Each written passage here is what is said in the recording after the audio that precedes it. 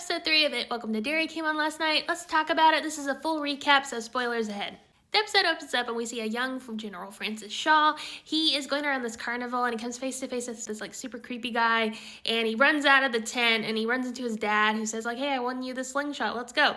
And so they jump in the car and they're going home, and they clearly have some car trouble, so they stop on the side of the road where there's some young Native American kids, and he gets out, tries to buy some water from them, and he ends up trading his slingshot for the water. Later on we see a young Francis and a young Rose playing together in this field, and he starts running towards the forest, and she tries to warn him hey, don't go in there, but he goes in there anyway, and he comes face to face with a different variation of Pennywise. He looks like the creepy old man from the carnival, and his limbs are super long, and he starts chasing him through the woods, and he almost gets Francis, but thankfully Rose is there with a slingshot. He hits Pennywise and she saves Francis, and they get out of the woods, and Francis turns to her and he's like, what was that?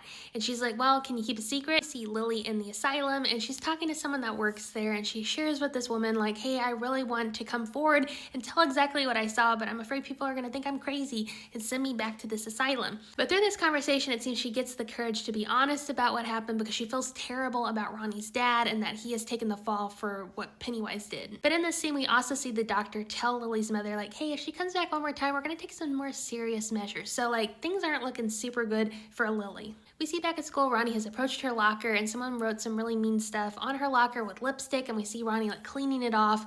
And we see her in the bathroom trying to clean the lipstick off of her hands, and Lily approaches her, and Ronnie, rightfully so, is very upset with Lily.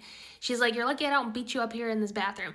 And she tells Ronnie, hey, I want to tell the authorities exactly what happened, but before I do that, I think we need to get some proof, because everyone thinks I'm insane because they've sent me to the asylum again. Basically lets Ronnie know the plan, that she wants to take pictures of Pennywise or whatever it is to show the authorities, to prove that she's not crazy. And they discuss what do we do after we have the photos? We can't just send the film reel to anyone. And so they're who do we know that can develop photos? And then they think of Will and Rich. We see a clip of Ronnie's father in prison, and poor Hank, they're trying to really pin all this stuff on him, but he's hey, I'm not guilty, I'm not responsible for this. We see a clip of present day General Shaw, and they're discussing what's going on in the town, and they even start discussing the cycles, the 1935 cycle. So they're clearly very well aware that it has its cycle. They're running out of time to figure out how to use it in the Cold War, because that's basically what they want it for, as a weapon. The General Shaw decides to send Dick into an airplane. It's a better reach to figure out where is it. We see the guys in this plane later on, and Dick basically has a cigar box with the old slingshot in it.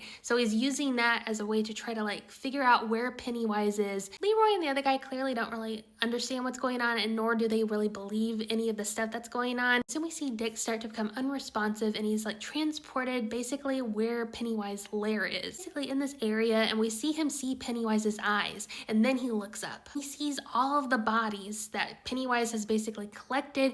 All these people are floating, and he comes face to face with his grandmother, who's also there, and she tells him he's coming, run. So we see Dick trying to get out of this area, and he's turning this knob, and it turns out he's actually turning the hatch open on the plane, so Leroy has to save him right before he jumps out of the plane by accident. Here we see Dick talking to General Shaw, letting him know I was looking for it, but it found me. It's not supposed to know who we are or where we are, but it knows. And he basically suggests to the general, why don't we just let this thing be? I think it's for the best, because I have a bad feeling about this. We do see Dick Halloran come to Leroy and Charlotte's house for dinner, and we learn a little bit more about Charlotte in this scene. We learn that she was an activist. She was a high school teacher before they moved, and she was very involved in the civil rights movement.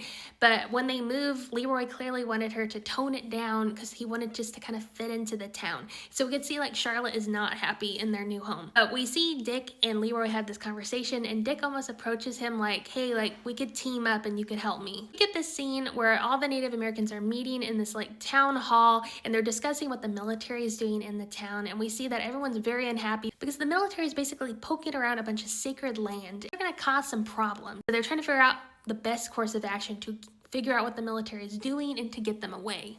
Later on, we see another clip of a young Rose and a young Francis. We learn that this is his last day in Derry because his dad has been stationed elsewhere. He asks Rose to promise that she'll remember him, but she's like, the thing about this town is you're causes something weird to happen where people just don't remember. So she gives him back his slingshot to remember her by. And we see a present day General Shaw approach her in her store, and she's like, hey, I'm shocked you remember my name. And he's like, I didn't, but I got this. And he holds up a cease and desist letter that her community had sent in to try to stop the military from poking around all the sacred land. He basically offers like, hey, you could help us so we don't go anywhere we're not supposed to, like help us in our mission. But Rose is very suspicious and she's very concerned about what's going on. We see Ronnie and Lily approach Will and Rich and basically ask them like, hey, could you help us? If we do take photos, can you help us develop these photos? And so they agree to help, and Rich is like, well, you clearly like Ronnie. And he's like, no, I don't. But like, yeah, he does. And so later we see all the kids discussing things on the top of like the watchtower, and basically Rich lets them know like, oh yeah, like you're dealing with an evil spirit.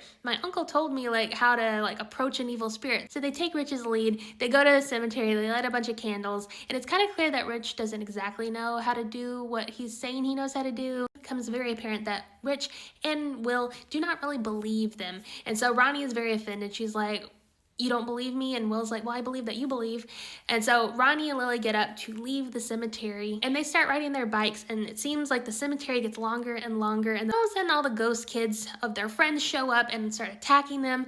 But thankfully they have the camera, so they start taking pictures of all the ghosts, and finally Will and Rich see it for themselves and they believe, and we see Will is like separated from the group and he takes a picture, and later on the kids start developing the pictures, and we see what Will saw when he was alone, and we see Pennywise's eyes in this photo. So it leads us to believe that we're going to see Pennywise sooner than later. And now all the kids are on the same page. They actually got photos of some of the things that they've been seeing, so they actually have evidence of what's going on. That's basically everything that happened in episode 3. I do think it's interesting because they mentioned multiple times throughout the episode that Derry does something to your mind that makes you forget, but then you have General Shaw, who clearly saw Pennywise when he was a kid, remembers it, and has come back to try to like figure out how to use Pennywise. So I'm assuming Pennywise is using everyone in the town, including the military, because he just feeds on fear. And it's just clear like Pennywise is using the Cold War fears against the military. So like who knows what Pennywise has planned for everyone. So I think he's using the fears of the entire town and the military